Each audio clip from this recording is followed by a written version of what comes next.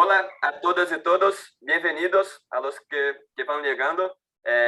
Pronto empezaremos este webinario y para introducirles tenemos traducción simultánea para el portugués y de portugués para español. Entonces, para los que hablan portugués, yo voy a hacer esa introducción también en portugués, o que quieren escuchar en portugués y español. Hay un botón interpretação em la barra de menu de Zoom, e aí podem elegir o idioma que querem. Bom dia a todos e todas, bem-vindos a esse evento paralelo oficial da COP1 de Escazú. Muito em breve estaremos iniciando a sessão. Gostaria de introduzir que teremos tradução simultânea para o evento. Então, na barra de menu do Zoom, vocês encontram um ícone interpretação, e aí podem escolher o idioma que querem escutar. Então, sejam bem-vindos e já podem também escolher seus idiomas.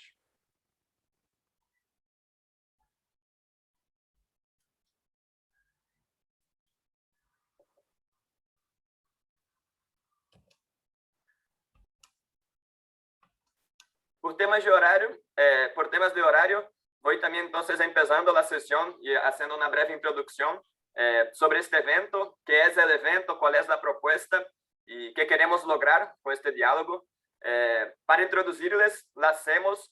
E o Caribe nas decisões. LACEMOS significa Latin America and the Caribbean Engagement. É um mecanismo de participação das sociedade latino-americana nas decisões. Trabalhamos em espaços como a CEPAL, Comissão Econômica da América Latina e do Caribe da ONU, que é responsável pelo Escazú, mas também na instância regional pelos Objetivos de Desenvolvimento Sustentável e da Agenda 2030. Trabalhamos também com a Agenda 2030 e com as Nações Unidas para o Meio Ambiente, com a Unesco, com diversas agências e organizações para promover a participação da sociedade civil na tomada de decisões. Hoje traremos os temas, 4 temas que para nós são muito importantes e cruciais para a região, que são os temas... Um momentinho. Paz, justiça, finanças e a dimensão ambiental na América Latina. Hoje, na LACEMOS, também somos colaboradores da United Network, é a rede, a instância de participação oficial de juventudes no Conselho de Segurança das Nações Unidas. Então, hoje faremos esta conexão de dimensões de temas que são paz, justiça especificamente relacionado com Escazú, finanças, para entender o papel e como funciona esta relação das finanças com paz, justiça e a dimensão ambiental como um todo, mas entenderemos que a dimensão ambiental não é uma parte a mais, mas é a que conecta todas as partes, e a partir disso dialogar sobre como os crimes de ecocídio afetam esta região e quais são os desafios da perspectiva ativista e participativa. Então, uma vez mais, falarei da introdução, além da tradução deste evento, temos tradução ao português e do português ao espanhol. Então, para os participantes que entrem a partir de agora, peço que entrem na barra do menu do Zoom, ali vocês verão um globinho de interpretação e escolham o idioma entre português e espanhol. Dou as boas-vindas a todos e todos os painelistas e participantes. E começaremos a primeira sessão por uma questão de horário. Eu entendo que o Tarcísio e Meryl tenham uma agenda com mais compromissos. Então, eles pediram para começar. Nós mudaremos um pouquinho a ordem das apresentações. Tarcísio é vencedor do prêmio Gold Map Prize para a América do Sul e América Central. Ele esteve conosco em outros eventos do LACEMOS e traz essa perspectiva dos defensores ambientais. Ele é também consultor ambiental, graduado em Ciências Exatas e da Natureza, mestre em Agricultura Familiar e Desenvolvimento Sustentável e atualmente estuda Direito na Universidade do Rio de Janeiro. Tarcísio deixa uma extensa documentação contra a extração ilegal de madeira e ajuda coalizões ambientais a criarem um grupo maior de regiões protegidas, de bosques tropicais protegidos. Então, eu passo a palavra ao Tarcísio para que fale um pouco mais do seu trabalho.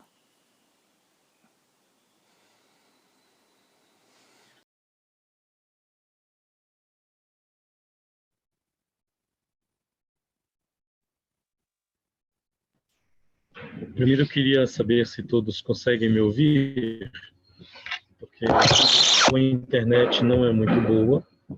Agradeço Pedro, agradeço Maitê, Joaquim, Meryl, Carmen, Dala, pelo convite para esse evento, né? Acho que a gente tem uma obrigação, não só como ativistas, mas como moradores desse planeta, de fazer alguma coisa para a gente mudar a rota e os cenários que estão sendo colocados pelos cientistas em relação às mudanças climáticas. Acho que essas são as primeiras palavras. Fiquei muito feliz com esse debate, porque já venho, de alguma forma, perturbando o Pedro, né, que, além de um grande ativista, é um dos amigos que eu conto no Rio de Janeiro, para onde eu me mudei nos últimos 3 anos. E digo para ele sempre que a juventude tem um papel essencial neste momento, né? O futuro é agora. E venho também falando com ele muito sobre essa relação do sistema financeiro, dos bancos, das estruturas bancárias, né, que financiam vários projetos de grande impacto ambiental, não só na Amazônia, não só no Cerrado, mas em toda a rede de florestas tropicais que nós temos no mundo. E isso trouxe aí a necessidade da gente mergulhar nesse debate. Eu digo que hoje o sistema financeiro não precisa deixar de ganhar dinheiro, não precisa de derrubar seus lucros, mas precisa cuidar urgentemente daquilo que está escrito no Acordo de Escazú, que é respeitar a natureza, que é garantir com que a natureza continue sobrevivendo para que os seus ativos principais, que somos nós, os seres humanos, continuemos a viver neste planeta.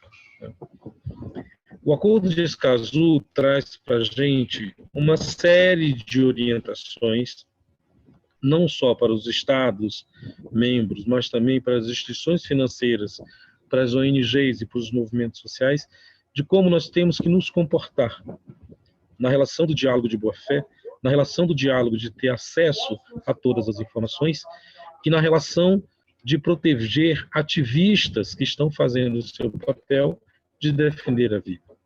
Então, para mim, nós temos que criar, nesse momento, pensar numa coalizão que possa dialogar, que possa pressionar, que possa fazer com que o sistema financeiro tenha um outro comportamento que não seja este comportamento destruidor da natureza.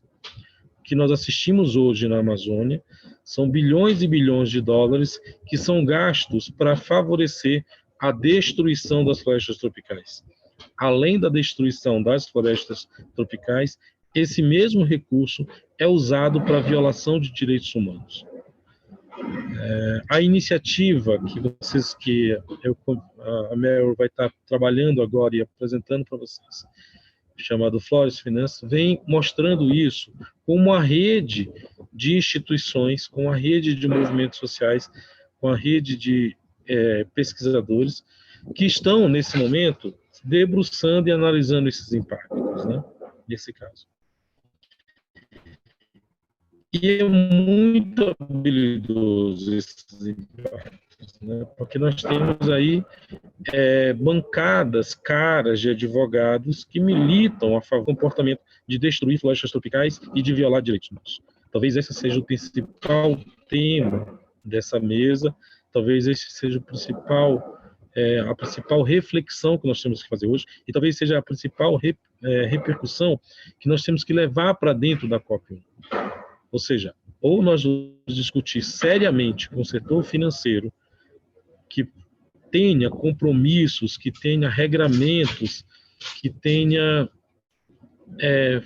fundamentos para proteger a vida, para proteger a natureza e deixar de financiar a destruição, ou nós vamos entrar no sistema colapsado, né, que a gente já está assistindo nesses momentos aí agora. Temos vários exemplos na Amazônia e no Cerrado de como o sistema financeiro vem destruindo essas florestas. São inúmeros exemplos, né?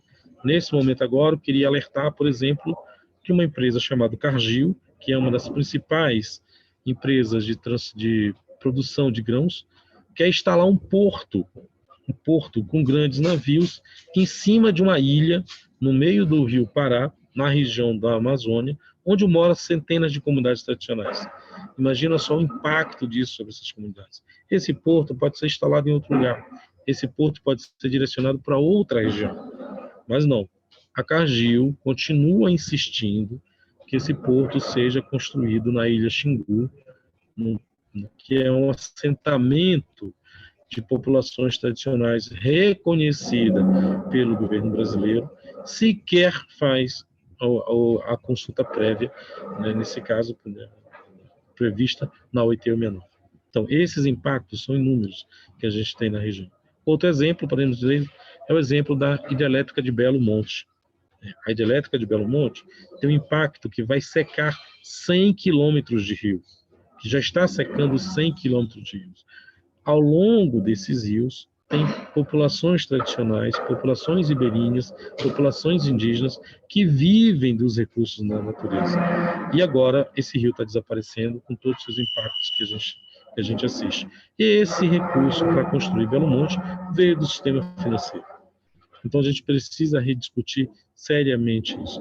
Eu queria gastar os meus 7 minutos de introdução para dizer isso e já deixar a Mel, que é uma grande especialista, também uma ativista, e tem conduzido brilhantemente essa coalizão, no qual convido vocês a fazer parte já antecipadamente, que é uma coalizão que está militando para a gente mudar a rota do sistema financeiro no mundo em relação às florestas tropicais. Mel, obrigado por ter participado, obrigado pelo convite. Peço desculpas, eu estou numa outra audiência aqui do lado, e aí eu vou deixar esse momento com a Mel para ela dar, que ela tem toda a capacidade de nos ajudar nessas reflexões. Obrigado, Mel. Obrigado, Pedro. Muitíssimo grato, Tarcísio. Vou introduzir brevemente, então, a Meryl. Ela é a coordenadora da coalizão Bosques e Finanças. Juntou-se ao nosso grupo para trazer esse tema e essa relação mais aprofundada da relação de finanças com o desmatamento. Ela tem uma experiência de mais de 10 anos nessa área, com diversas organizações atuando tanto no Brasil quanto na Indonésia. Então, seja bem-vinda, Meryl, por favor. Muito obrigada, Pedro. Muito obrigada, Tarcísio, pelo convite e por trazer esse tema. Eu, como o Tarcísio comentou, gostaria de falar um pouco do nosso projeto, né? Posso compartilhar os meus slides? Vocês conseguem ver a minha tela? Beleza. Então, vou falar um pouquinho do projeto Florestas e Finanças, que é uma iniciativa de uma coalizão de organizações de campanha e pesquisa. Tem essas 8 organizações que estão aí embaixo, que são os membros oficiais, mas temos parcerias com várias outras nas diversas regiões que a gente trabalha. Juntos, a gente busca responsabilizar o setor financeiro pelos impactos sociais e ambientais causados pelos seus clientes. Temos impedir que as instituições financeiras facilitem os abusos ambientais e sociais que são muito comuns nas commodities de risco de desmatamento. E a gente procura fazer isso através da transparência sobre fluxos financeiros, mas também com informações sobre as políticas dos bancos e sobre os sistemas de regulamentos do setor financeiro, né? Como é que os bancos centrais garantem que os bancos não financiem desmatamento e não causem violações de direitos humanos. Muitas vezes o setor financeiro é um setor muito escondido, né? A gente conhece a Cargill, a Vale, as grandes empresas que estão causando os impactos no chão, mas saber quem são os financiadores por trás disso, que estão financiando esse desmatamento, essas violações e quem estão recebendo os lucros, é muito mais difícil saber. A gente começou por mapear isso inicialmente no Sudeste Asiático e depois expandimos para as outras duas grandes bacias tropicais. Então, o nosso foco são florestas tropicais. Obviamente, gostaria de mapear isso numa escala muito maior, mas aí depende de capacidade, né? Começamos a focar nos principais setores que são vetores de desmatamento. Na América Latina, como vocês sabem, a pecuária, principalmente no Brasil, é de longe o principal vetor de desmatamento na Amazônia, mas também em outros biomas. Mas, além disso, tem também a soja, temos o setor de papel e celulose, o setor de óleo de dendê. Esses dois são vetores de desmatamento muito importantes no Sudeste Asiático. E analisamos também a borracha e a extração de madeira, que são um pouco mais importantes na África Central e África Ocidental.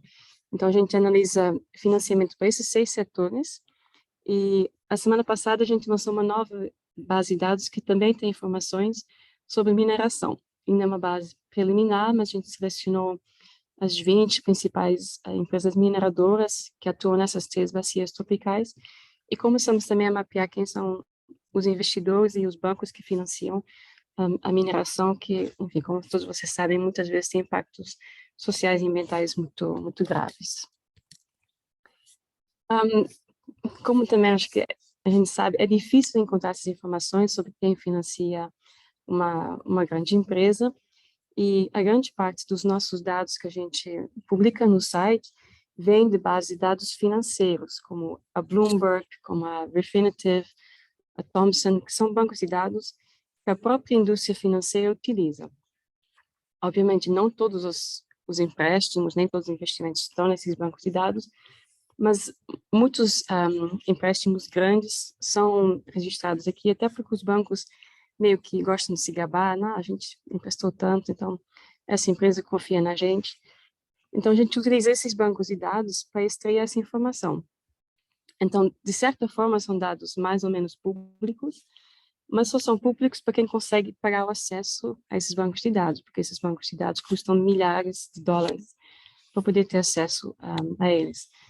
E o nosso objetivo é extrair essa informação, publicar de uma forma padronizada no site, numa planilha que é fácil de pesquisar.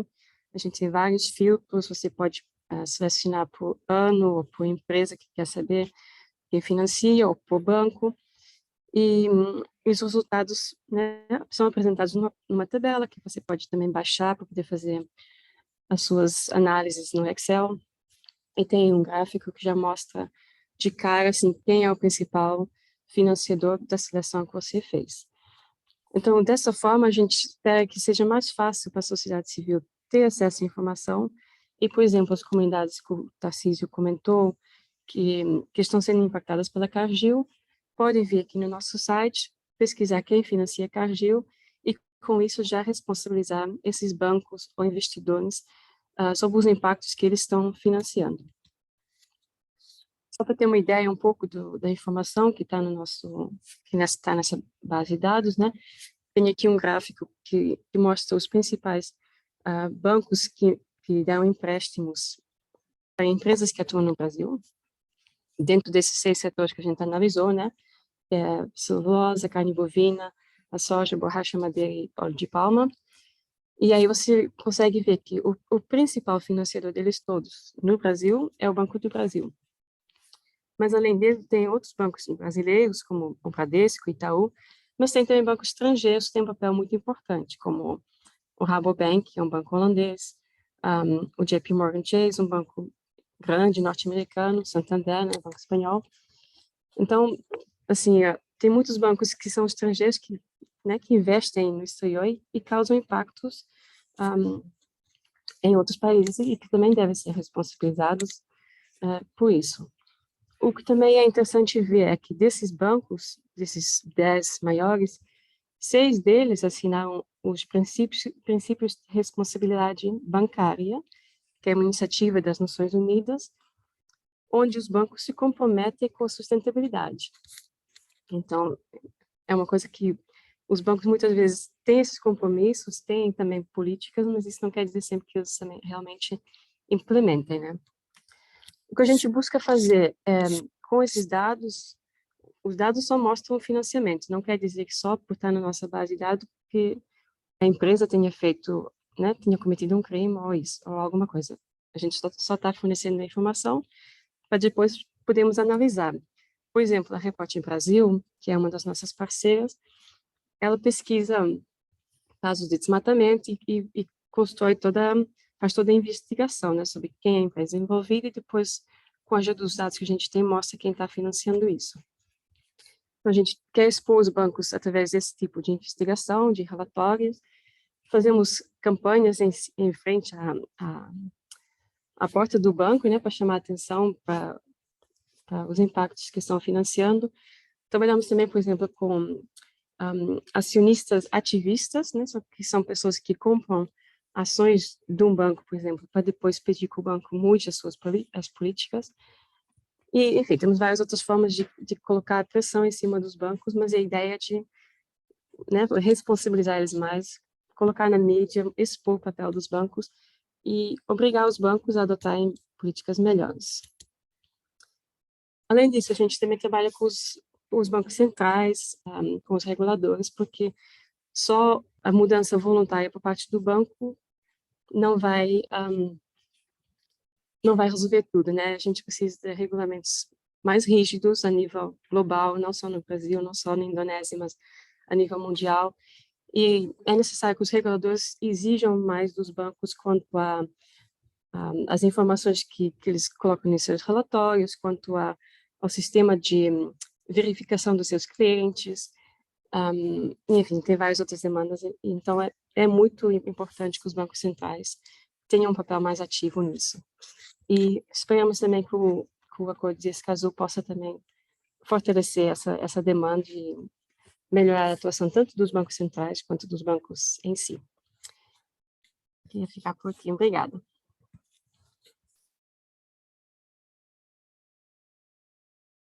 Muitíssimo grato, Mero, pela apresentação. Que no meu portunhol, esse tema é muito importante. Eu sou economista de formação e para mim muitas vezes a economia é tudo e mais além do que a gente pode ver. Os bancos têm um papel muito importante, muitas vezes são invisibilizados, como você disse. E um dos aspectos, como você disse, do aspecto de Escazú é sobre o acesso à informação ambiental. E como você colocou muito bem, neste caso, os bancos utilizam inclusive mecanismos de dificultação de informações públicas, bases de dados muito caras que não permitem que a comunidade e que o público em geral compreenda como funcionam esses fluxos.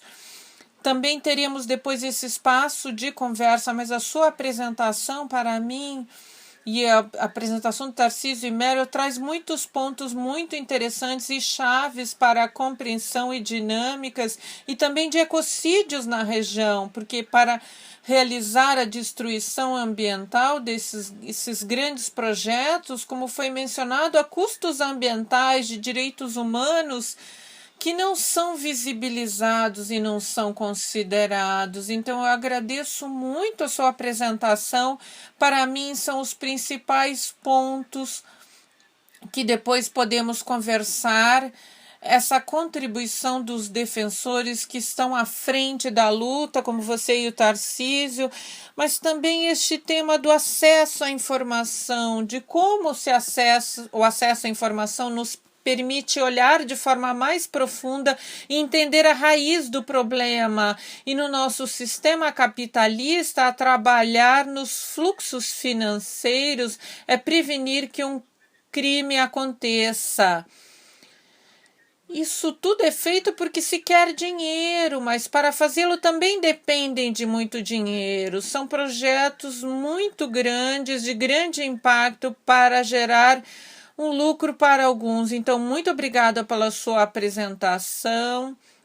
Outros comporão essa perspectiva holística, queremos a integração, mas outros movimentos sociais, ativistas e de organizações ambientais querem veem os bancos como um eixo de problema, e eles são os que permitem, mas de alguma forma viabilizam com seus investimentos tudo isso. Então falaremos disso mais adiante. O Tarcísio falou da importância. Então, continuaremos para a próxima parte do nosso evento, trazendo um pouco a perspectiva das juventudes. Temos o Joaquim Salinas e Dália Marques.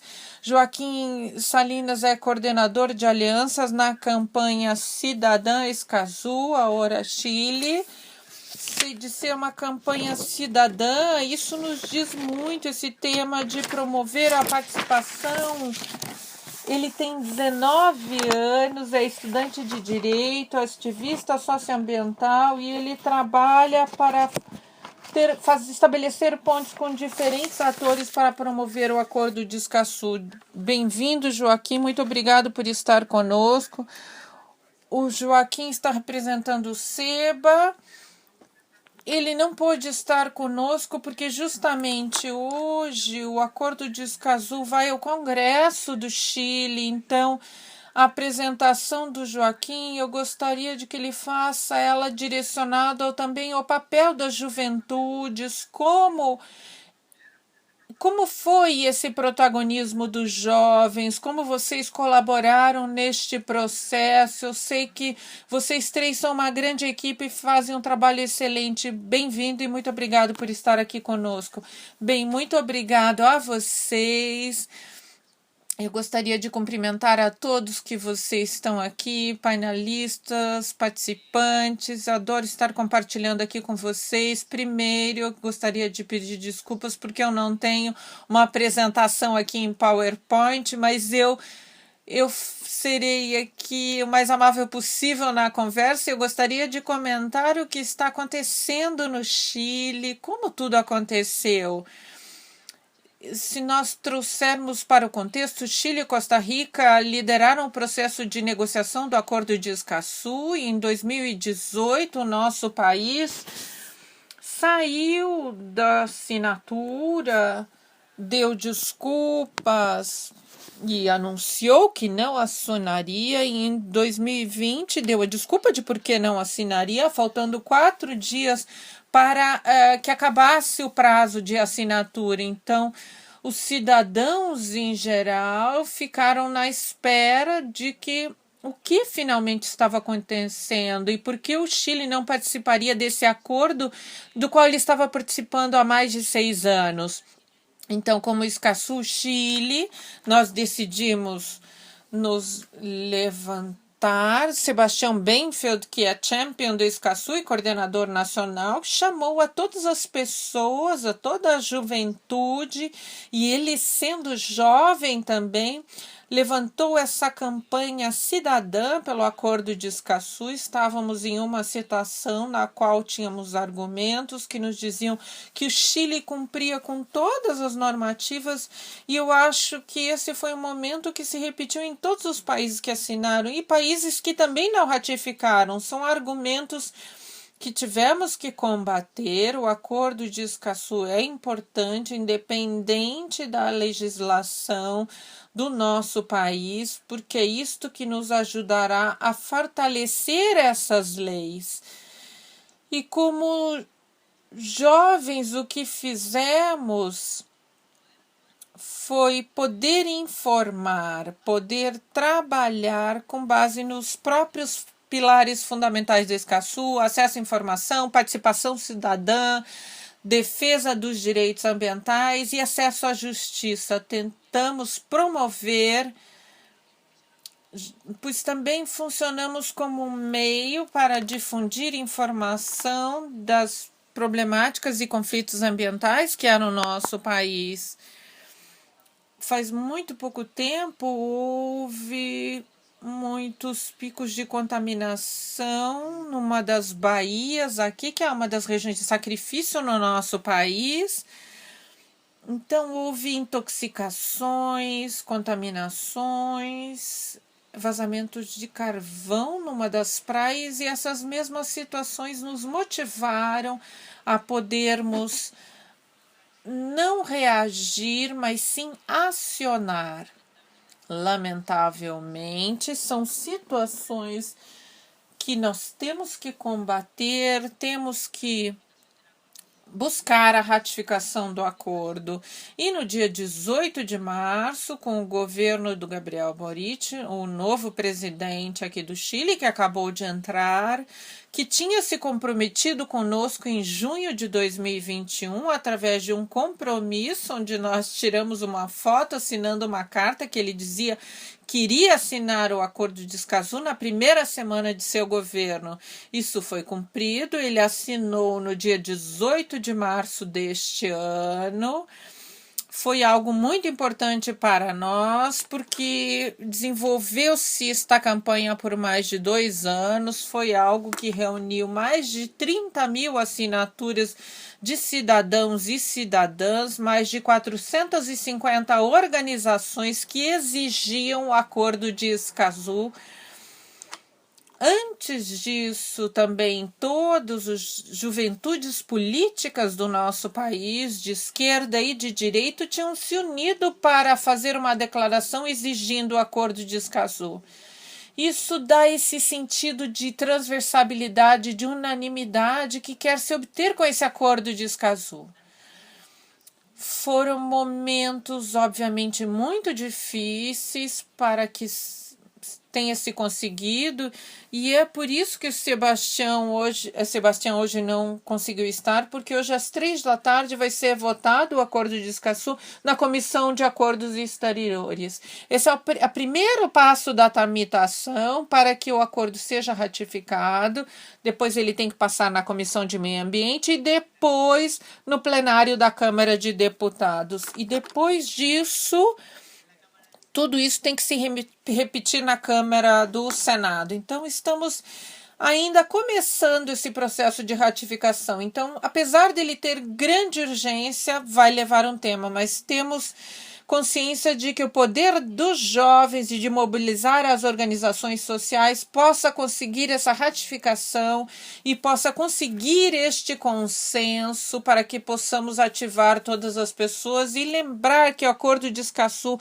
é um acordo que defende os defensores ambientais, que até o dia de hoje há ameaças, há muito sofrimento e acusações sobre mulheres, principalmente. É importante que os jovens tenhamos que ser ativos em promover o acordo de Escazú e empoderar mais jovens, porque nós somos as pessoas que temos o futuro pela frente, que temos que lutar pelo planeta, e não apenas nós, mas em conjunto com todas as pessoas, com esse sentido de intergerações, interseccionalidade. São palavras muito bonitas que nos ajudam a criar processos de diálogo. Isso é o que está acontecendo no Chile.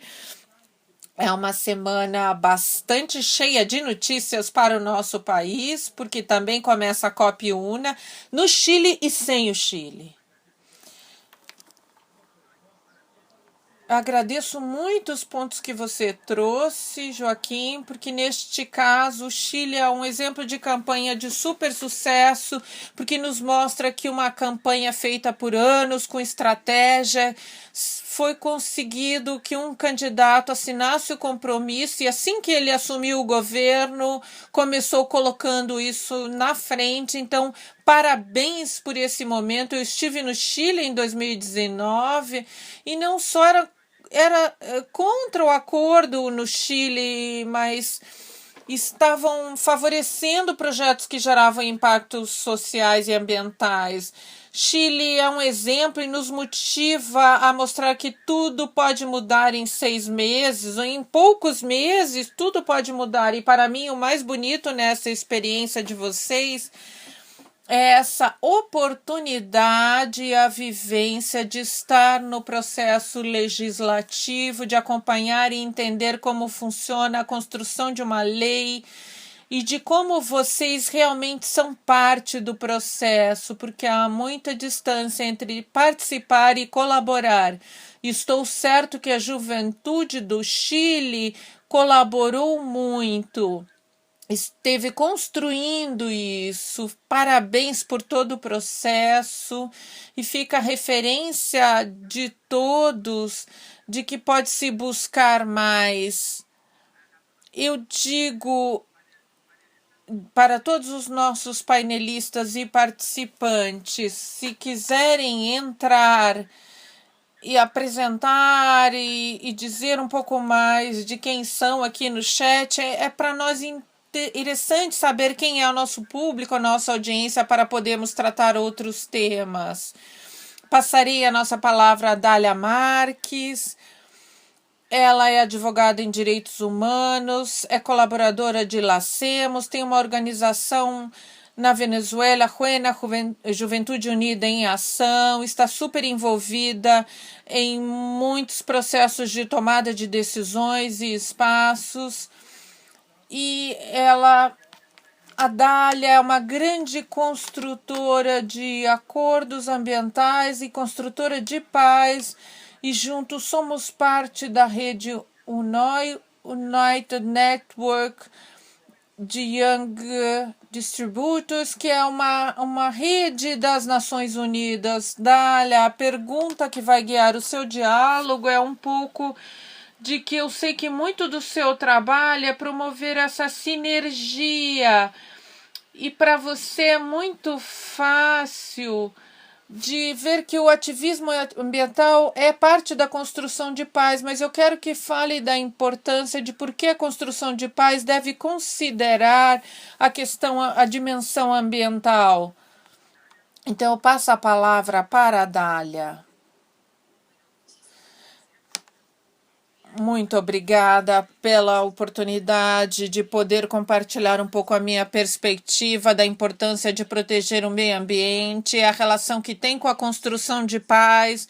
Muito obrigada, Pedro. Eu falarei um pouco sobre a paz, qual é a importância do Acordo de Escazú no processo de construção de paz, e também qual é a influência do conflito ambiental, especificamente na juventude, e como isso altera a nossa paz. Antes eu direi por que é tão importante, a partir da minha perspectiva, o Acordo de Escazú a construção do Acordo de Paz. O Acordo de Escazú representa o primeiro tratado ambiental para toda a Latinoamérica e o Caribe. A primeira implementação para nós seria um avanço-chave na proteção do meio ambiente, incluindo-se o direito ao meio ambiente sadio, reconhecido agora como um direito humano. Além do mais, é um instrumento fundamental para a luta contra a mudança climática e a redução dos conflitos socioambientais.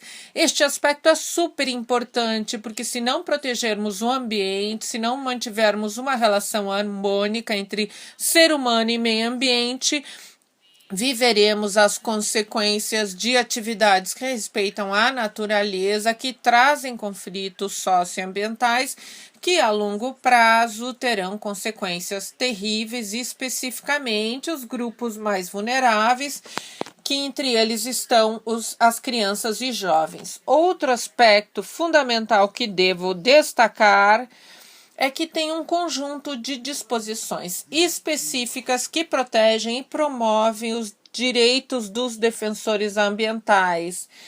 Isso foi uma conquista impressionante, já que a América Latina e Caribe é uma região com maior índice de perseguição e assassinato de líderes ambientais. Para ir já fechando a importância do Acordo de Escazú, quero destacar os aspectos fundamentais desse acordo. Primeiro, direito à informação ambiental. 2, participação da sociedade civil na tomada de decisões. 3, direito de acesso à justiça em assuntos ambientais.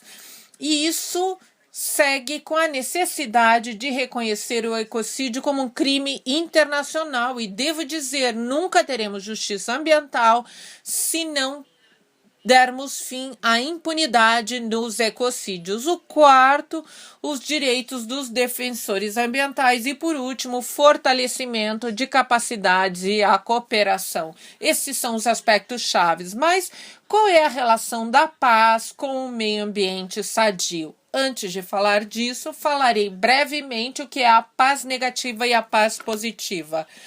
Paz negativa é o que vivemos na maioria dos países do mundo, que é a ausência de um conflito, mas é a ausência do conflito com uma preocupação latente, constante, uma tensão de qualquer coisa pode acontecer, seja por questões econômicas, conflitos ambientais, medo de um terremoto, tsunami, inundação, uma seca extrema. Esses elementos alteram a paz. A mudança climática, por exemplo, a falta de políticas que coloquem fim aos problemas que vêm como consequência da mudança climática alteram a nossa paz.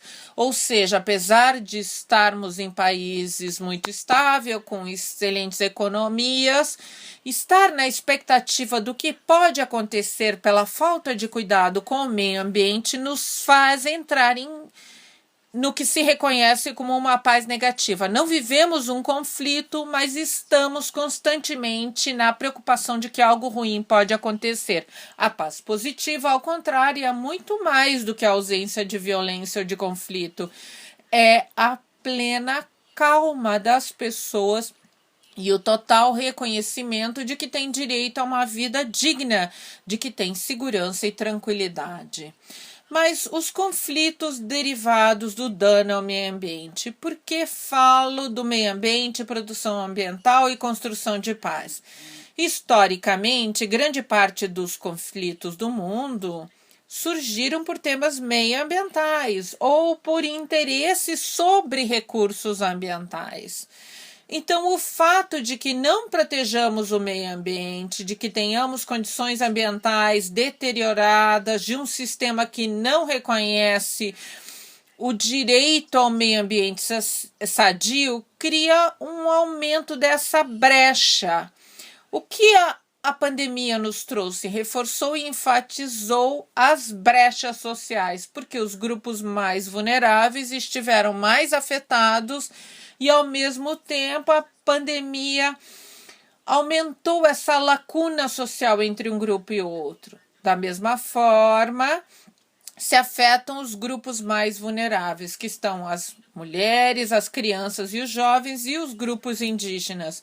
Adicionalmente, o conflito de danos ao meio ambiente vem também com a perseguição de pessoas que, por exemplo, têm interesse na extração massiva de recursos contra os líderes jovens e os defensores ambientais. E o meio ambiente deteriorado deixa vulneráveis os direitos humanos. Já para ir encerrando, quero dizer como isso afeta a juventude. O conflito ambiental afeta os jovens líderes defensores ambientais porque eles são vítimas de deslocamentos forçados, de perseguição e também somos vítimas de violência.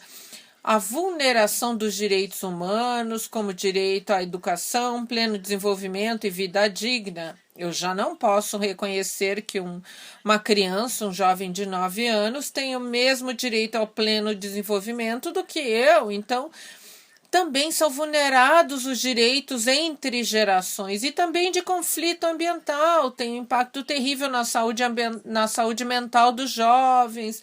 Os ativistas ambientais vivem o burnout, estão saturados de atividades porque queremos salvar o mundo, temos ansiedade climática, medo, estresse, falta de esperança, pensamentos suicidas, e sim, tudo isso tem a ver com o conflito ambiental. E agora, para fechar, passo a minha experiência. Nós, graças ao aporte de LACEMOS, desenvolvemos um programa de saúde mental para a paz dirigido para jovens ativistas, construtores de paz, e pudemos notar que há altos níveis de estresse e de ansiedade, e os jovens defensores ambientais, pela perseguição e pelo medo e incerteza perante a falta de ações para dar um fim à mudança climática, proteger a biodiversidade e proteger os direitos, e também a partir da nossa ONG, temos assessoria gratuita para resolver problemas de direitos ambientais e oferecemos capacitação para jovens para que tenham o direito de participar na tomada de decisões nacionais, regionais e globais, e também faço menção ao Observatório da ODS. Isso é tudo. Muito obrigada. Muito obrigada, Dália. Muito obrigada. Muito excelente a sua ponência para nós do LACEMOS. É muito clara essa relação de paz. Mas isso também foi reconhecido pelo Conselho de Segurança das Nações Unidas, colocando como tema a crise climática afeta os direitos humanos, como você disse, dos mais vulneráveis. E o próprio Conselho de Segurança tem resoluções específicas sobre o tema dos jovens, é a resolução 2250, mas tem também específicas sobre mulheres. Mas sobre os jovens, eu gostaria de dizer que o Conselho de Segurança entende que a participação é um eixo de construção de paz. Então, o Acordo de Escazú tem os seus eixos de promover a participação.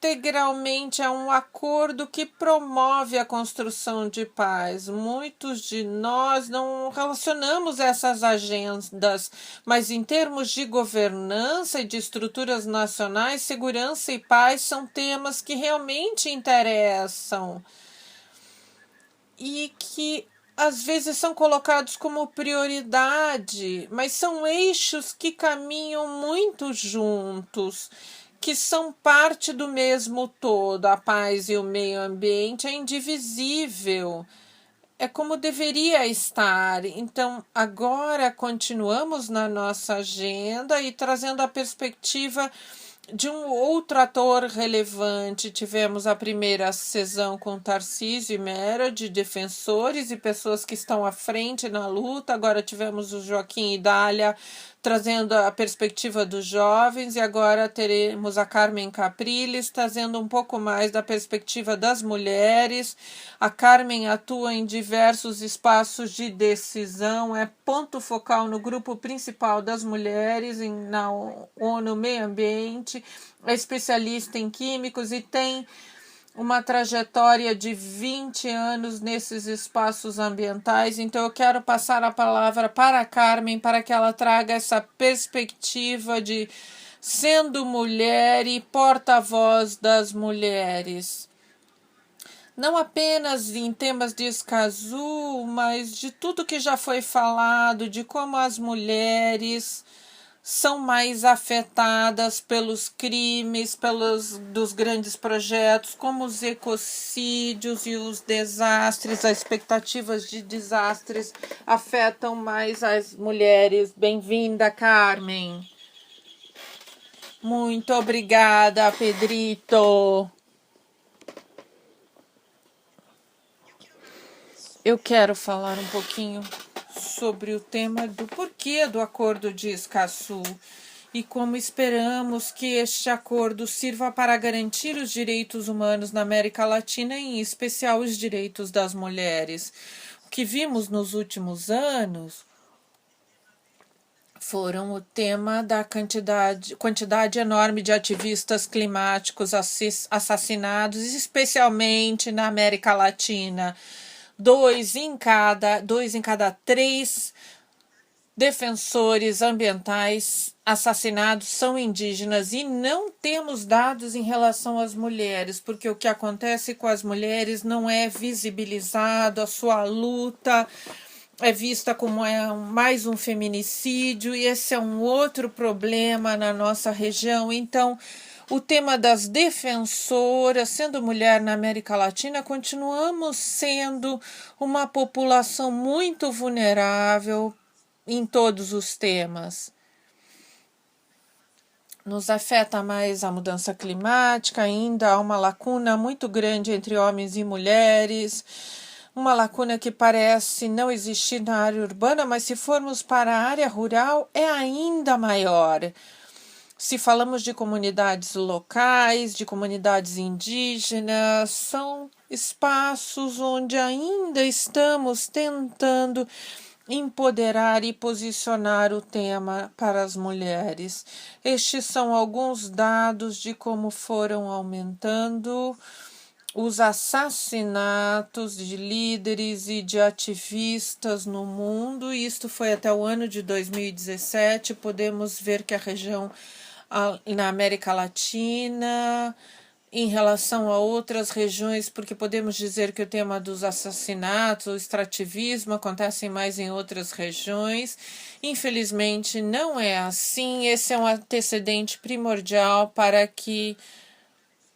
a decisão de negociar o acordo de Escazú e de finalmente adotá-lo, e atualmente já entrou em vigor e começamos mais dados sobre o tema dos ativistas. 2018, 164 pessoas que defendem o meio ambiente foram assassinados. Em 2019, mais de 300 ativistas de direitos humanos e defensores do meio ambiente foram assassinados. Em 2020, tivemos uns 300 ativistas assassinados. Em 2020, em pandemia, em que todos estivemos quarentenados, tivemos assassinatos de líderes ativistas e ambientais. E o maior número aconteceu em 2020 na Colômbia, no México, nas Filipinas, no Brasil, em Honduras, da República Democrática do Congo. E aqui podemos ver alguns dos números que devem nos chocar. Em 2020 já tinha sido adotado o acordo de Escazú, foi em 2018 o acordo, e ainda assim continuam esses assassinatos. E essa história triste para a América Latina. Em 2021, o dado é de 145 líderes sociais e defensores assassinados. Eu não tenho os dados do número final de líderes assassinados em 2021, mas diminuiu um pouquinho. Ainda temos estes números que ultrapassam 100. Esta é uma frase de Bill McKibben, é um dos ativistas pela mudança climática da sociedade civil, e ele diz que os defensores estão em risco porque eles vivem perto ou em alguma localidade que alguma corporação exige. Essa demanda, a demanda da maior lucro possível, a linha do tempo mais rápida possível, a operação mais barata possível, parece ser traduzida eventualmente no entendimento em algum lugar de que quem perturba deve ir embora. Isso é o que acontece na América Latina. Somos uma região rica de recursos, hidrocarbonetos, a água, as florestas, as árvores, são recursos todos que estão sendo retirados das nossas regiões, não só sem que nós saibamos, mas o extrativismo chegou a tal ponto que está começando a invadir os territórios que não deveriam ser tocados, os territórios indígenas, as áreas protegidas.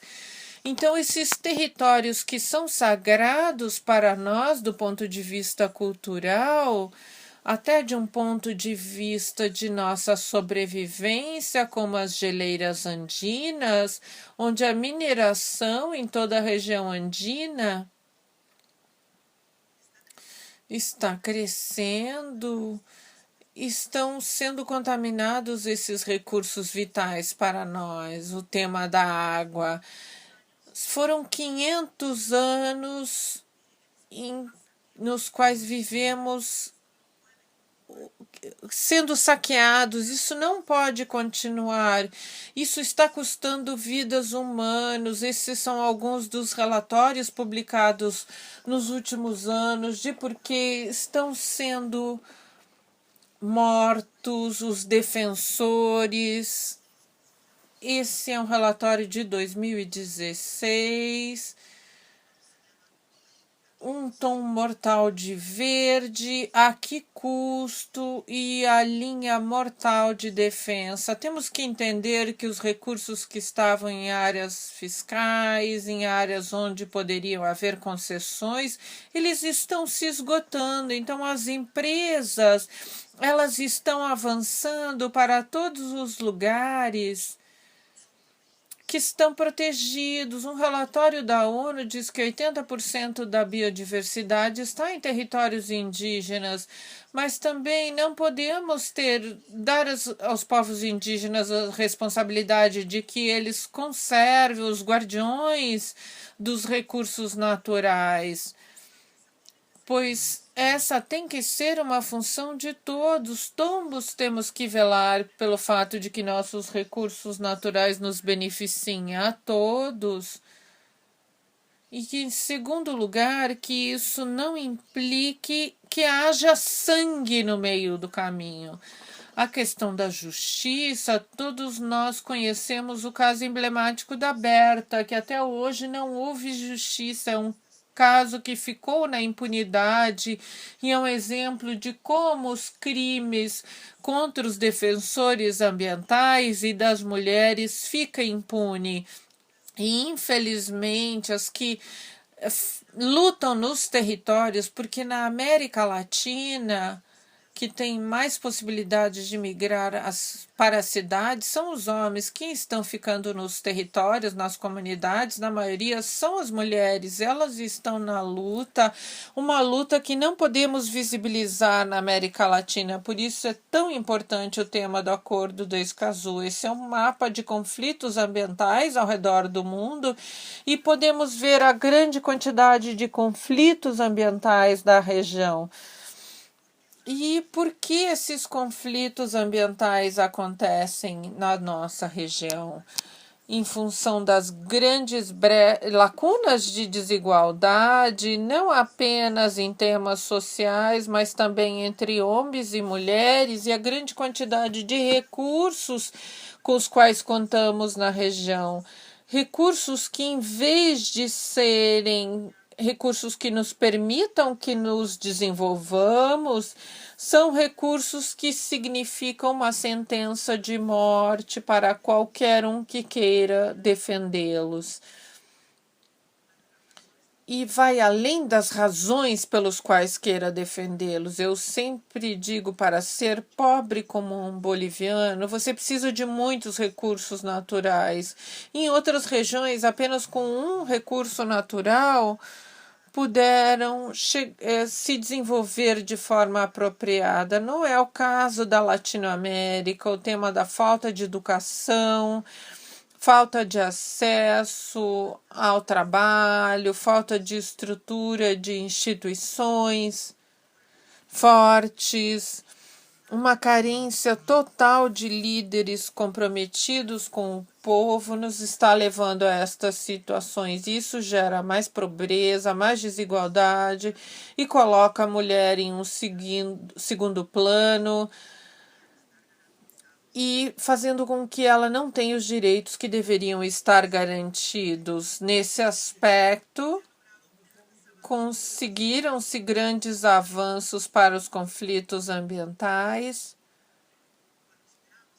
Esperamos que o Acordo de Escazú seja o primeiro passo para conseguir resolver alguns conflitos ambientais, em especial garantir o direito à vida dos ativistas e defensores ambientais. Por isso que se empenhou tanto em conseguir o acordo, mas este acordo não é um acordo fixo, é um acordo que poderá melhorar,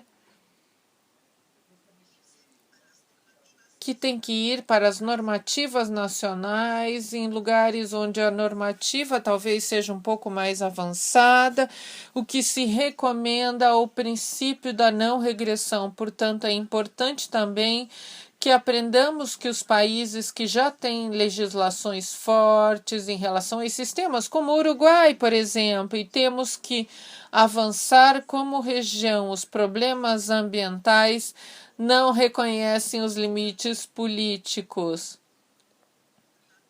Por isso, eles são tratados de forma multilateral. Isso temos que aprender na América Latina. Não tratar os conflitos de forma local ou nacional. Temos que ver os conflitos de forma regional para percebermos que são os mesmos e que os mesmos drivers estão ali para que possamos avançar. Foi um longo caminho, quase 18 anos de negociação para chegar a este ponto. E esperamos que este acordo seja um acordo histórico que permita mudar essa tendência na América Latina. Muito obrigada. Muito obrigada, Carmen, pela sua apresentação. É um tema muito sensível. O Acordo de Escazú é o primeiro acordo que cria a relação entre os direitos humanos de defensores ambientais. O ativista ambiental até hoje não tinha nenhuma ferramenta jurídica para garantir a sua integridade como ativista. Isso também isso também acontece com os construtores de paz. A luta pelo meio ambiente não é um direito humano, a construção de paz não é um direito humano. Então, esses ativistas ficam sem nenhuma ferramenta para garantir seu direito de voz e de participação. É um tema muito sensível e importante que você colocou. Está também relacionado com as estatísticas e como você disse, as mulheres muitas vezes não entram nas estatísticas de defensoras ambientais assassinadas, de feminicídios, mas sabemos que em outras regiões, por exemplo, os dados que temos da China, do Oriente Médio, simplesmente não há dados. Então, este tema da estatística é muito importante, não só na região, mas em outras regiões do mundo. Mas, por exemplo, neste relatório que você mostrou da Global Witness, um dos critérios é que se precisam 3 artigos em periódicos. Então, os casos de assassinatos que não têm visibilidade na mídia não entram nesse relatório. Então, o número pode ser 2 ou 3 vezes maior. E esse é um número claramente comprovado e na América Latina sempre está no topo dos que mais assassinam ativistas. Mais adiante trataremos um pouco mais o tema, mas também temos de acesso à informação, de justiça, de participação e como a mulher também está sendo invisibilizada. Não só é mulher, uma mulher ativista ambiental e, como você disse, a justiça aqui no Brasil, menos de 2% dos assassinatos de defensores ambientais chegam ao entendimento de quem mandou realizar o crime. Ninguém sabe. Aqui no Brasil, se você matar um ativista, não há muito tema a respeito. Agora entraremos na última fase da sessão que conecta todos os temas que foram falados até agora de uma forma mais dinâmica e da importância não só de garantir como os direitos civis, mas também de trazer o tema ambiental de uma perspectiva criminal. Para introduzir um pouco mais o tema, teremos agora conosco a Maitê.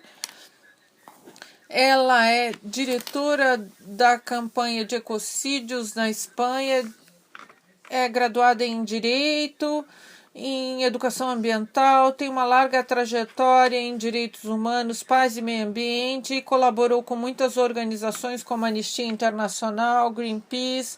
Então, passo a palavra para a Maitê. Bem-vinda, Maitê. Olá, muito obrigada, Pedro, e muito obrigada a todos os que estão participando deste webinar, porque todos os temas que estão sendo colocados aqui são muito importantes e todos estão diretamente interrelacionados. Eu gostaria de começar falando da palavra ecocídio, porque o tema diz tudo. Na primeira parte vem de oikos, no grego antigo significa casa, e sídio é uma terminação do latim antigo que significa matar. Ecocídio significa matar a casa, é o que estamos fazendo nós, seres humanos. Está acontecendo uma disfunção ativa da natureza, do meio ambiente, que é o que acontece na parte do planeta que sustenta as bases da vida planetária, do qual dependemos não apenas os seres humanos, mas todos os seres vivos que habitamos no planeta. E apesar de nos últimos anos termos visto o tema ecocídio sendo usado em todas as esferas, em todas as partes do planeta, de fato, observem que o tema ecocídio se usou pela primeira vez em uma cúpula internacional há 50 anos, na cúpula de Estocolmo do meio ambiente humano, de 1972. O primeiro-ministro sueco Olof Palme utilizou o termo. Passaram-se 5 décadas e agora que se resgatou o termo, e está se falando, se denomina assim, cada vez que há uma destruição massiva de um ecossistema. A campanha Stop Ecocídio tem um único objetivo, que é convertê-lo num crime internacional na Corte Penal Internacional. Queremos que destruir a natureza em grande escala seja comparado aos grandes crimes que possa ser cometido pela humanidade e que se regulamente na Corte Penal Internacional, ou seja, o genocídio, os crimes de guerra, os crimes de lesa humanidade. Queremos que estejam juntos, porque destruir as bases da vida é um crime execrável, implica de forma direta ou indireta na violação de direitos humanos fundamentais, começando pelo direito à vida. Ou seja, há um direito mais importante do que esse, mas são violados os direitos da mãe terra, da mãe natureza, porque a natureza tem direito de ser respeitada. Todos os seres da natureza têm direito a viver pacificamente suas vidas, e qualquer violação desse direito pacífico deve ser considerado um crime execrável. Além do mais, de todas as variáveis, para criar esse crime de ecocídio, nós advogamos pela Corte Penal Internacional por vários motivos. Primeiro, porque a corte já criada e na qual, sob sua jurisdição, estão os piores crimes que eu já mencionei. Há 123 estados que fazem parte do Estatuto de Roma, que é da Corte Penal Internacional. Cada país tem um voto e não há direito de veto. Na maior parte das ocasiões, os ecocídios são cometidos por multinacionais, ou seja, são empresas que muitas vezes de outros países ou estão aliadas com empresas de outro país, e quando há um ecocídio, se ultrapassam as fronteiras de um país. Na maior parte das ocasiões, são financiadas por bancos que vêm de terceiros países. E, finalmente, é muito importante que o crime de ecocídio faça parte da Corte Penal Internacional, porque, uma vez que os países que formam parte do Estatuto de Roma O crime de ecocídio fará parte das suas leis nacionais, fará parte dos códigos penais de cada país e com isso acontecerá uma homogeneização do delito de ecocídio de forma internacional. A pessoa que iniciou esse movimento Stop Ecocídio, agora é o aniversário de sua morte, da O'Higgins, é uma advogada. Uma vez ela se encontrou com o diretor do Banco da Inglaterra e ela se dirigiu a ele e disse: como pode que a esta altura você continue financiando a destruição da vida, da natureza? E esse homem deu uma resposta muito simples, porque não é ilegal. Por isso, nós temos esta campanha internacional e desde junho do ano passado contamos com uma definição jurídica de ecocídio que eu quero trazer a vocês e que colocamos à disposição de todos os governos, de todos os juristas do mundo para que seja usado como base para a criação deste crime internacional. E também, se quiserem, trabalhar na criação do delito de ecocídio nas jurisdições nacionais. Com base nesta definição, entende-se por ecocídio qualquer ato ilícito ou arbitrário perpetrado, sabendo-se que existe uma probabilidade substancial de que cause graves danos ao meio ambiente. Aqui eu vou me deter em alguns pontos. Primeiro, é um ato que deve ser ilícito, é um ato ilegal, pode ser um ato lícito, mas arbitrário, ou seja, que é realizado mesmo sabendo que causará um dano muito grave e que, colocando a gravidade deste dano, colocando na balança com o benefício, a balança fica muito desequilibrada. Eu também quero me deter no significado de grave por esta definição, porque grave é que cause danos muito adversos, perturbação muito adversa, que faz com que cause efeitos muito sérios para a vida humana ou para os recursos naturais, culturais e econômicos. E com isso incluem-se os danos aos povos originários, com esse dano cultural que se traz. Entende-se um dano que vai além de uma região geográfica específica. Os ecocídios, obviamente, afetam vários países, mas podem afetar a totalidade de um ecossistema ou apenas uma espécie, mas pode acabar com essa espécie e pode ser duradouro ao longo do tempo, ou seja, podemos falar de que cause leve muitos anos para regenerar esse ecossistema. A sociedade mundial está se unindo em torno da criação do crime internacional e é muito importante que os países da América Latina se unam para conseguir que os seus países sejam líderes na criação deste crime. Estamos criando uma rede de países de América sem ecocídio. Peru, Chile e outros países estão participando. Como já vimos, na América Latina o crime de ecocídio é altíssimo e o número de assassinatos de defensores do meio ambiente também. Por isso, o Acordo de Escazú está diretamente relacionado com ecocídios. Depois de mim, falará a Fernanda Poblete, que é a pessoa que criou o Chile sem ecocídio. Eu vou passar a palavra para ela. Pedro, você quer apresentá-la? Eu acho que você já apresentou muito bem. A Fernanda é a coordenadora do Chile sem ecocídio, mas também coordenadora do Stop Ecocídio Américas.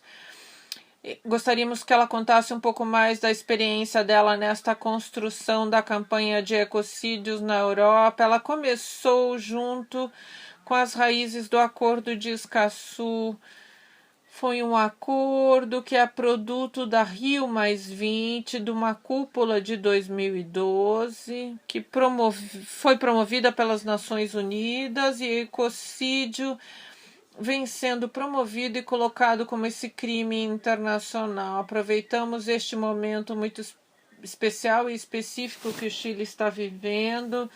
Vimos um pouco a apresentação do Joaquim, como foi essa experiência de trazer Escazú como um acordo assinado. E eu queria passar a palavra para a Fernanda para trazer um pouco mais da sua experiência no Chile, como essa experiência do Chile pode servir de exemplo e motivação para outros países da região. Bem-vinda, Fernanda. Obrigada, queria cumprimentar a todos e todas. E eu gostaria primeiro de contar o que a Maitê dizia. A coordenação das Américas tem a principal função de ativar países na nossa região para que, a partir desses territórios, de forma autônoma, possam incorporar organizações e trabalhar em nível legislativo, na incorporação do ecocídio nas leis locais. A campanha internacional, como a Maitê disse, é para todos os países que participam da Corte Penal, e como nós do Chile nos juntamos à campanha no começo do ano passado, e foi formado este grupo nas Américas, onde basicamente a ideia é de que convoquemos outros países para que sejam formadas equipes. Depois de algumas conversas e reuniões, decidimos que a região das Américas é bastante diversa no tipo de ativismo político, de lobby, do que era a campanha internacional até aquele momento. E foi imprescindível poder trabalhar de forma autônoma dentro dos nossos territórios. Pelo menos no Chile, temos um monte de problemas ambientais.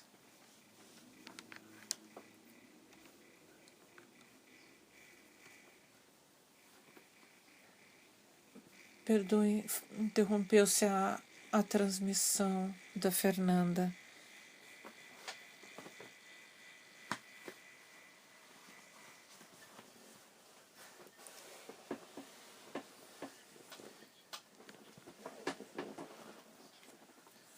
Deslocar-se da campanha Stop Ecocídio e criamos o Chile Stop Ecocídio.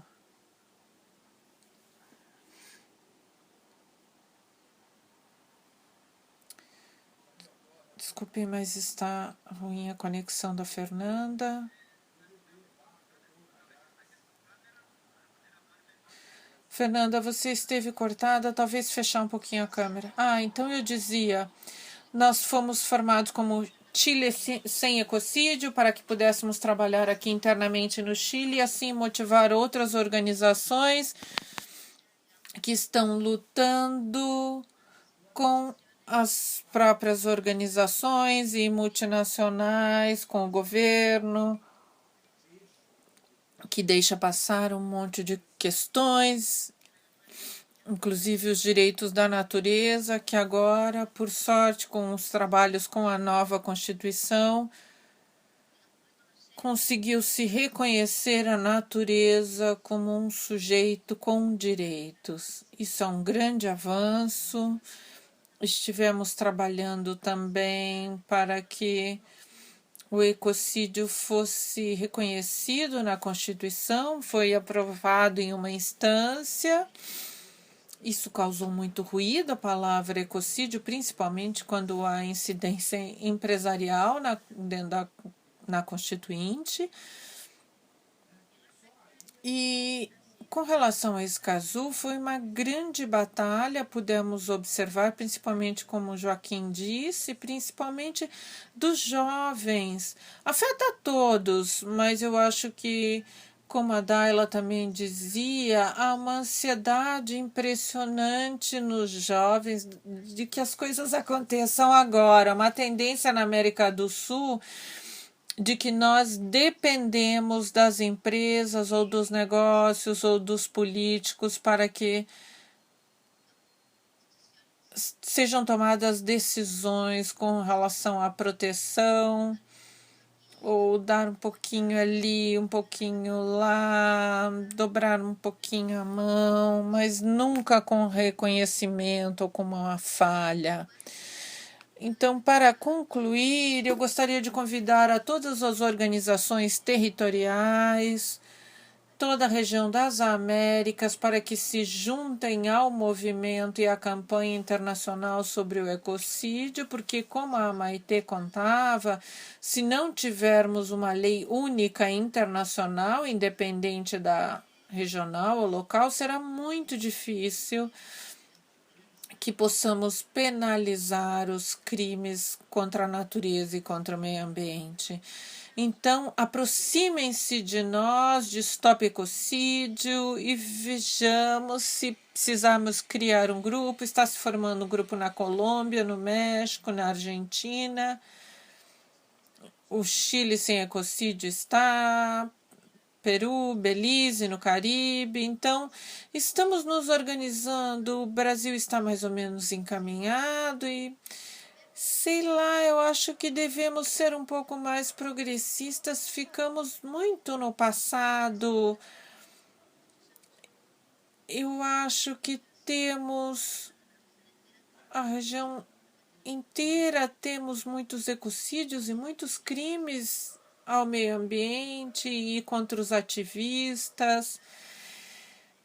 Eu não sei, eu acho que internacionalismo deveria também ouvir as vozes do que está acontecendo, das pessoas que estão trabalhando na América do Sul. Há muitas empresas europeias que entram nos nossos territórios e não há nenhuma fiscalização. Então, eu acho que isto deveria ser mais trabalhado em conjunto, de mãos dadas com as organizações territoriais que estão há décadas aqui. Era isso, eu acho que foi dito tudo e eu gostaria de instá-los a que se unam. Muito obrigada, Fernanda. Eu acho que foram muitos aspectos muito importantes em todas as apresentações. Uma que a Fernanda mencionou está relacionado com os direitos da natureza. Isso estaria relacionado com a esfera mais civil. A proposta do ecocídio é trazer a dimensão criminal. Sabemos que para nós, seres humanos, garantir direitos humanos, civis, é todo um processo difícil e sabemos que nenhuma árvore, nenhum pássaro entrará na justiça pelos seus direitos. Então, ter a esfera criminal e buscar as instâncias internacionais é muito representativas, porque vivemos em uma região em que a justiça não é igual para todos. Há algo no Salvador que diz que a justiça na América Latina é como uma serpente, só pica os que vão descalços, sem sapatos, ou seja, a justiça para os que usam sapatos e têm dinheiro é uma, para os que andam descalços é outra. No meu país, o Brasil, buscar respostas para um desgoverno como o que temos, muitas vezes é fora do alcance, mas sabemos que a pressão internacional e saber buscar a instância do juízo fora do judiciário da nossa região pode ser favorável para o meio ambiente, porque historicamente o judiciário da nossa região, eu estive defendendo a Mãe Terra, então eu tenho uma perspectiva especial de ecocídio. Nós defendemos crimes contra ecossistemas, mas na América Latina vivemos ecossistemas de crimes, são muitos crimes. Quando vemos um crime ambiental, seguramente ele está conectado a outros crimes de direitos humanos, de temas administrativos de corrupção, mas os crimes ambientais na América Latina nunca estão sós. Estamos chegando no final deste evento. por questões de horário não teremos tanta oportunidade de ter tanto diálogo e aprofundamento dos painelistas, mas gostaria de passar a palavra para cada um de vocês para que possam fazer uma frase curta, um minutinho de conclusão deste momento. Como dissemos, Escazú é um processo de 3 anos que agora fica tangível neste acordo das partes, na COP, mas é um processo para nós do LACEMOS, é muito importante e temos muito interesse neste evento de trazer pontos que vemos como estratégicos e chaves na construção da agenda e de perspectivas, porque são essas perspectivas e vozes para gerar as tomadas de decisão que não são consideradas em estatísticas mensuráveis. Não temos números. Então, gostaria de agradecer. Passo a palavra, talvez, pela ordem das apresentações. Passo a palavra a Meryl para que ela possa fazer uma pequena conclusão dos temas, mas para nós a dimensão de paz é algo muito importante. E é o espaço deliberativo das Nações Unidas, é o espaço onde se tomam as decisões na Corte Criminal Internacional, onde se julgam os crimes internacionais. Então, também queremos conectar Escazú com outros processos, espaços e atores isolados, os bancos, e aí onde estão os problemas. Passo a palavra para a Meryl. Obrigada, Pedro. E quero agradecer a todos os panelistas pelas apresentações. Acho que foi um evento super rico e que mostrou a importância do Acordo de Escazú e a falta de responsabilização das empresas, muitas vezes internacionais, pelos impactos que causam, né? E, enfim, eu falei do setor financeiro e realmente é super importante incluir o setor financeiro, porque são eles que financiam, são eles que lucram, e também que puxam as empresas para ter cada vez mais lucro, né?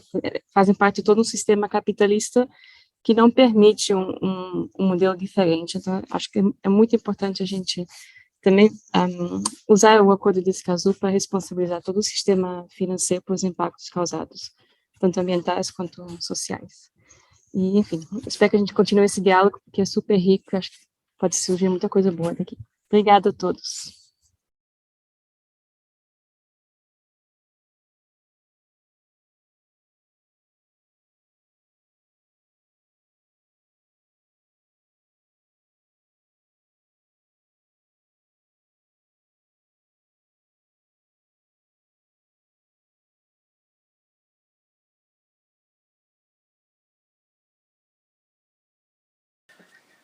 Obrigada, Meryl. Eu gostaria de agradecer e convidar que no final de junho, durante a cúpula do G7, teremos uma grande manifestação mundial de vida pelo crime. Teremos mais informações depois, divulgaremos pelo LACEMAS, mas o tema das finanças fará parte da nossa agenda. Passo a palavra para o Joaquim. Muito obrigado a todos e todas os ponentes. É muito bom poder ouvi-los e participar com vocês e conhecer a partir das experiências de vocês e diferentes áreas de trabalho aqui deste grupo de painelistas. E eu gostaria de lembrar coisas muito pontuais. Estamos em um processo de ratificação no Chile, um processo em que deve ser incluída a sociedade civil, principalmente as comunidades em conflitos ambientais, que vivem constantemente em regiões de sacrifício, como são chamados agora. É importante reconhecer que temos as salmoneiras, as criações de salmões, que estão impactando espaços ecossistêmicos importantes para o nosso planeta. Também temos outras regiões onde estão as termoelétricas que constantemente poluem e intoxicam as pessoas, e também conflitos acontecem em diversos lugares do nosso país, que a única coisa que estão conseguindo é diminuir a qualidade de vida das pessoas, estão destruindo o nosso planeta. Então, o Acordo de Escazú vem para isso, de trazer esta informação de poder difundi-la, fazer com que as pessoas possam se empoderar, ter o acesso à justiça, que possam ser defendidos e defendidas, e deixar claro que os jovens, nós não deixaremos de exigir o Acordo de Escazú até que seja implementado, que os países cumpram com as promessas, que sejam ambiciosos e que defendam o meio ambiente e os defensores e tudo mais que tem a ver com isto. Muito obrigada. Obrigada, Joaquim. Passo a palavra para a Dália. Primeiro, eu quero agradecer a todas as organizações que possibilitaram este encontro. Lacemos, Stop Ecocídio, Forest and Finance, ANOI, Stop Ecocídio, Chile Sem Ecocídio, Reação Climática, Latinas for Climate. Muito obrigada a todos e todas. Obrigada por participar e fazer possível este side event. Minha mensagem vai dirigido para a ação. É importante nos mantermos firmes no nosso compromisso pela defesa do meio ambiente. Continuemos trabalhando para que o ecocídio seja reconhecido como um crime na Corte Penal Internacional e que continuemos trabalhando e exigindo dos nossos governos o reconhecimento, ratificação e implementação do Acordo de Escazú. Como fazê-lo? Pequenas ações a partir do local. Falar com seus amigos, conhecidos, familiares já é o bastante. Informar outros já é o bastante. Da minha parte, estou às ordens para apoiar todos os processos que impulsionem os direitos humanos, a construção da paz e a proteção do meio ambiente e todos os recursos naturais, porque este é o nosso lar. Se não o cuidarmos, ficaremos sem um lar. O meio ambiente sente, os recursos naturais sentem. É nosso dever sermos empáticos com a natureza, respeitá-la e protegê-la. Muito obrigada, Dália. Passo a palavra para a Carmen. Muito obrigada, Pedrito, todos, e muito obrigada pelo convite para participar deste painel. É muito importante porque Escazú nos dá uma responsabilidade e, ao mesmo tempo, nós temos que construir o tecido social que está rasgado na América Latina para evitar que o extrativismo continue avançando e afetando as nossas comunidades. A minha mensagem seria: empoderemos o Acordo de Escazú como uma ferramenta para exigir o direito ao ambiente sadio e para que comecemos a discutir e debater que o direito ao desenvolvimento não tem que estar em conflito com o direito ao ambiente sadio. Muito obrigado, Carmen. A palavra passo para a Maitê. A sociedade se baseia em uma moeda que, de um lado, estabelece direitos para proteger o mais importante que temos e, de outro lado, proteger as leis que protegem esses direitos. O que acontece é que, quando acontece um ecocídio, as comunidades vão para a justiça civil e foram condenados em algumas ocasiões as empresas, mas basicamente se impõem multas que não conseguiram parar a destruição. Por isso advogamos pela criação do crime internacional, porque no momento em que se comete o delito de ecocídio, se destaca quem são os responsáveis pelo crime. Eles sentariam no banco dos acusados os diretores executivos das empresas que cometeram o delito, os líderes dos governos que permitiram o delito e os diretores do banco que deram dinheiro para que se cometesse o delito. Por isso é tão importante a criação do delito. Ele tem que ser um delito internacional para que se forme uma corrente de apoio que passe por cima das corruptelas nacionais e que a sociedade internacional intervenha. Muito obrigada por este encontro. Foi muito, muito interessante ouvir a todos os apresentadores e muito obrigada.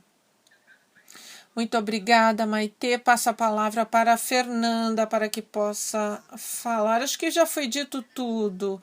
Eu gostaria de convidar todo mundo, todas as pessoas, os ativistas, para virem às ruas, especialmente no Chile, para que nos manifestemos, principalmente na quinta, fora do Congresso. São assinados acordos muito importantes, artigos muito importantes que têm a ver com o direito da Mãe Terra, da natureza neste caso.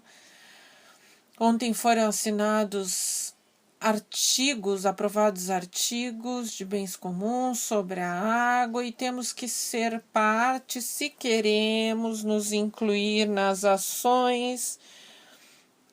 E temos também que nos ativar de formar comunidades e abrir o caminho.